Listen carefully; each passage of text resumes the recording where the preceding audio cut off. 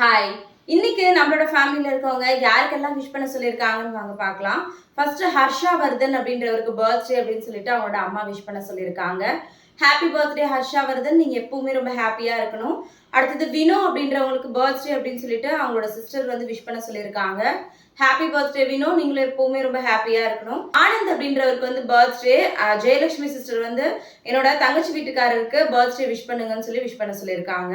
Happy birthday Anand brother. நீங்களும் எப்பவுமே ஹாப்பியா இருக்கணும். அடுத்தது சர்வோதனன் அப்படின்றவருக்கு வந்து பர்த்டே. அவங்க அம்மா வந்து விஷ் பண்ண சொல்லியிருக்காங்க. Happy birthday Sarvodhanan. நீங்களும் எப்பவுமே ரொம்ப ஹாப்பியா இருக்கணும்.